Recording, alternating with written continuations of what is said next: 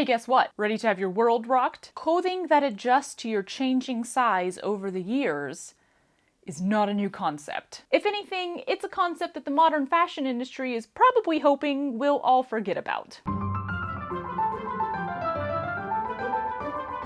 I want to start this video with a disclaimer. I'm not a fashion historian, dress historian, costume historian of any kind. The research I'm going to share with you here was done rather quickly on the internet and in a few books that I happen to already own, and a lot of what I'm going to talk about is more like logical conclusions, which is why I'll be using words like maybe, and perhaps, and seems like a heck of a lot. With the sudden massive rise in interest in this topic, an actual dress historian may be in the process of making a video about it right now, but I just couldn't help sharing with you some of the info that I've been gleaning in the last few days, because people are having their minds blown by these adjustable waist split-side skirts. Like, mine's absolutely blown. And yeah, it's not that surprising. I did some digging around, and I couldn't find products like this in any store. So, logical conclusion number one, why would clothing brands want to sell an article of clothing to you that is going to adjust to your size over the years,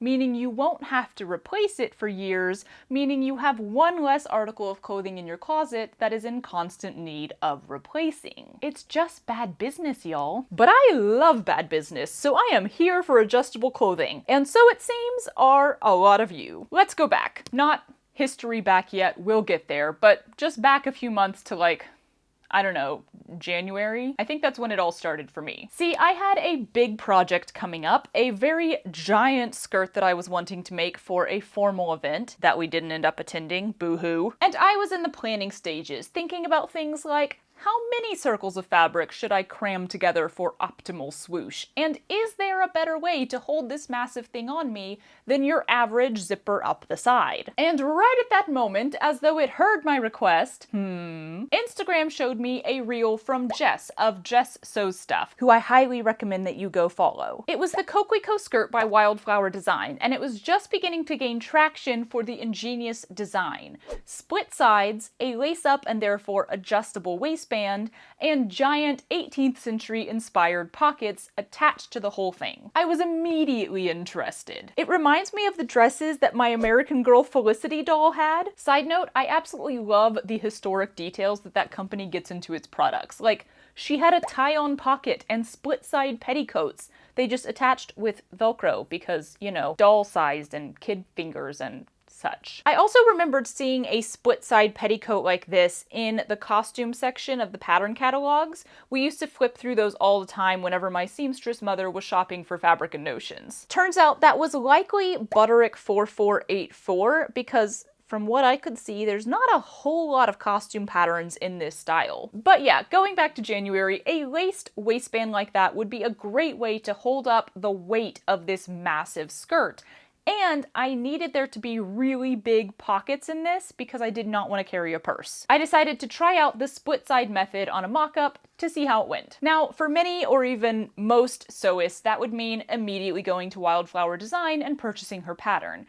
But the thing is, I really struggle with patterns. The way my brain operates, I find it easiest to just look at an article of clothing and then wing it and figure it out on my own. I've actually never used a pattern to make a skirt. So that's exactly what I did. I used a thrifted duvet cover from Goodwill to make 2 circle skirts, which I then put together into 2 separate panels connected around mid-thigh down. I added massive side seam pockets and a lace-up waistband on the back half with a sash that could tie in a bower knot on the front half. It turned out way better than I expected. I loved the final product, and I had not filmed any of the process because that's not what the video I was making was about. I did, however, film the final product, and once I had moved through my excitement for, you know, the aforementioned giant dress for a formal event we didn't attend, I posted some photos and reels of the mock-up. And no one really noticed, which was unsurprising to me given the state of my Instagram account for the last 3 years. But then 2 weeks passed, and all of a sudden I was gifted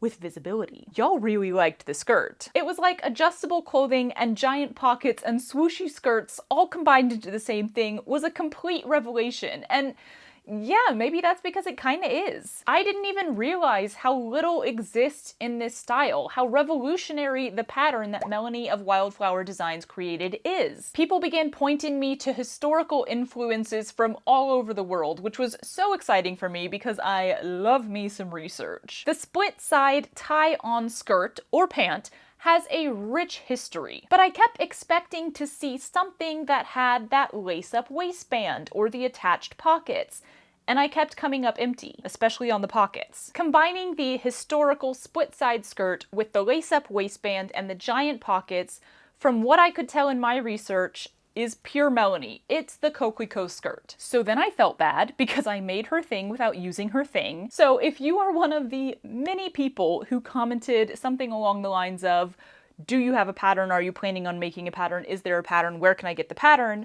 I hope that I found your comment and gave you some version of this reply. I didn't use the Coquelicot pattern to make this skirt, and therefore there are some differences between the two. However, it is heavily inspired by Melanie's design, which is not only unique and incredible, but also highly praised by seemingly everyone who tries it. Even if I wanted to start making and selling patterns, which I hardcore do not, I would not make one for this skirt because her pattern is the OG. It covers all of your bases. She deserves full praise and recognition for it. I've linked her website in the description below, and if you are looking for a split-side skirt pattern, grab the Coquelicot and have at it. I don't even think it would be very difficult to adjust her pattern into some of the elements on my skirt, like the fuller circles and the visible wider waistband, if that's something you want. So before we get into all of the historical bits that I was able to find in my limited research, I wanted to reach out to Melanie, creator of the Coquelicot skirt, and ask her what her inspiration was for this design, and also maybe find out if she's a genius. Here is what she said. Basically, the design was inspired by both a vintage pattern, the Butterick 5261A, and historical petticoats, and 18th century fashion. I am intrigued by historical fashion, and I wanted a garment that could last a long time, like clothing was designed historically, a dress that could be worn for decades and through weight changes. I also really wanted a skirt with lots of volume, so that was inspired lightly by historical dress and vintage 1950s. The pockets were designed off of 18th century pockets, which were separate of the skirt and tied around the waist and accessed through a slit in the skirt. I also wanted a comfortable waistband, especially as I had an office job at the time, so I was sitting a lot. I took the idea of a corset-inspired inner waistband to stay in the 18th century theme. This really works well because the inner waistband supports the weight of the gathered skirt on view B of the pattern, and the width of the band is comfortable as the pressure of the waistband is over a larger surface area. So obviously, the influence that seems to come to mind quickest for those of us most familiar with Western fashion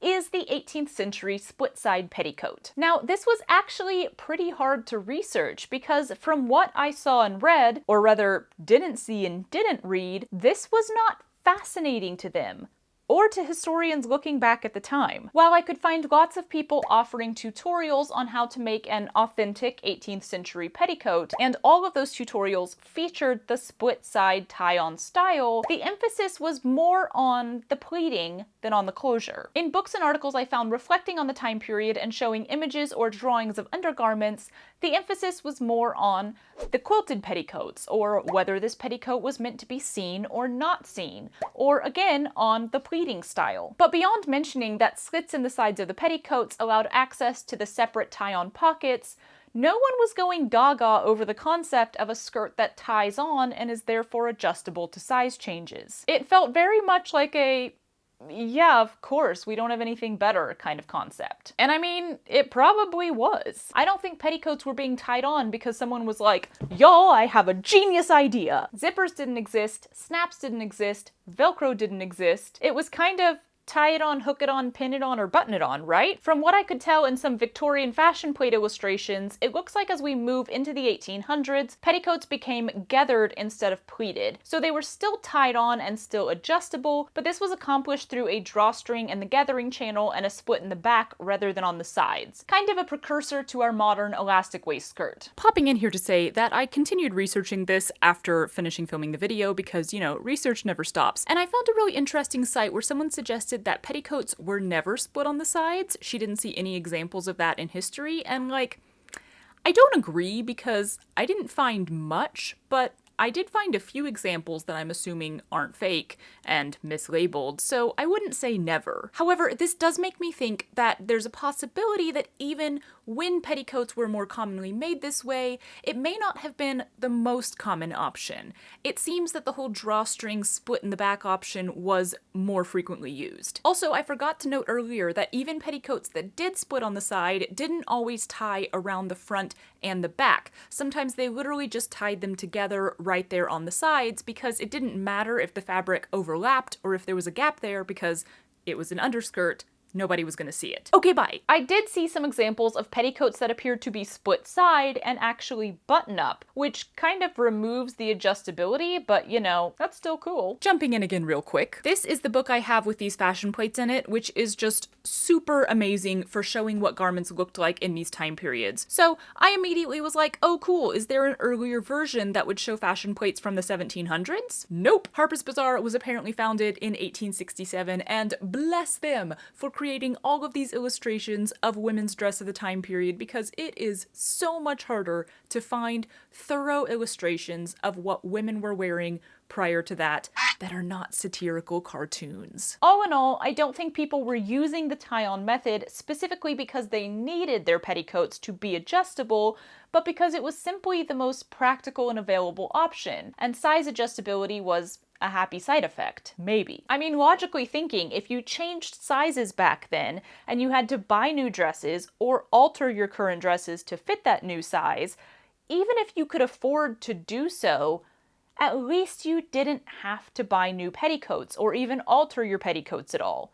They were already good to go. Time and money saver. No one can see it, it's a practical garment, you want that thing to last as long as possible. So yeah, I'm sure that deeper research could dig up all sorts of interesting information about the 18th century and beyond split-side tie-on petticoats. But the thing that I found most interesting in my light research was the very, attitude about the whole thing. I also find that hilarious because now when people are shown that option, as previously mentioned, it appears to be mind-blowing. We've been very conditioned by fast fashion that our clothes need not and even should not last. If you change sizes, time for a whole new wardrobe. While I know that the concept of tying on your clothing in Western fashion came long before the 18th century and never died out even after petticoat style shifted, it never seems to be the forefront of innovation or interest. Zippers are innovation, Velcro is innovation, tying a knot?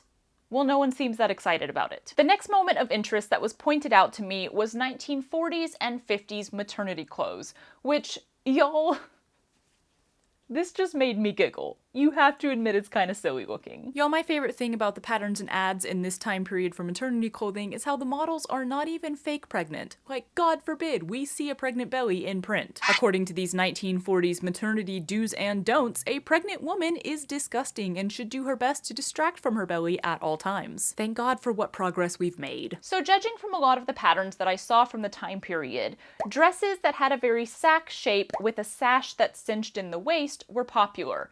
As your belly grew, you could just tie the sash looser. But that's not really the same thing as the whole split-side skirt. That's a whole other world. However, then I found these skirts. It seems that wearing them with just a big hole for your belly was common because you'd then layer a long tunic-y sort of top over them. But as you can kind of barely see in this one, there is an option for a front flap that ties at the waist. Overall, it does seem influenced by that historical split-side tie-on style, but it's an interesting direction for this style to go because these skirts tend to all be very straight and slim fit. Also, it seems like this was mainly a thing for maternity clothing. It doesn't seem like it was really being pushed for everyday consumption, which again, kinda makes sense. In the 40s, conserving materials was a big deal because of the war, but as we move towards the 50s, the concept of having more stuff, of being able to buy more stuff, being able to afford more stuff, and not needing to necessarily hold onto your wardrobe items for super long, yeah, that was happening. So it's logical that ready-to-wear fashion wouldn't really want to utilize adjustable clothing. Bad business. Ready for another insert? Okay, so I did some more digging on the 1950s era patterns, non-maternity style, specifically the one that Melanie cited, Butterick 5261A. Now, I was able to purchase an e-file of the Butterick Early Summer 1951 catalog on Etsy, which is a freaking delight of info, and 5261 is featured twice in the illustrations, here and here. The description says, circle skirt wraps around the waist for easy tie closing. It's a snap to make. And that's the only pattern in this catalog that looks anything like that. So again, it feels very much like a gimmick or the easy option. Like, here's a skirt that even a beginner can sew because there's no zipper insertion or buttonholes, which is definitely another plus of this style, the simplicity of the basic design. But again, it's not being touted as anything innovative, and the emphasis is not being placed on the adjustability of the design. Moving on past the 50s, a lot of people did point out how popular wrap skirts became in the 70s, and true. Wrap skirts and dresses have kind of always been around as an adjustable clothing option. I wouldn't say they're hugely in right now, but you can always find them here and there. However, aside from the obvious difference, a wrap skirt being one long piece that you wrap around and tie, so it's not really the same as a split-side skirt, the thing is, wrap skirts aren't really that adjustable. At least not if you want pockets. I've made a couple wrap skirts and I ran into this problem. I'm always putting them on my waist sort of at a different place or a different tightness. I've even moved the hook and eye in one to adjust the size of it. But if you have side seam pockets, that means you're also moving the location of those pockets. It's just a little trickier overall to make a wrap skirt as adjustable as the kokuiko skirt is. At least if you care about pockets, which, like, survey says most of us do. The other big difference with a wrap skirt or dress, whether this style or this one, is that the two ends aren't connected, the two sides aren't connected. When it comes to modesty or just not being exposed to the world by a light breeze,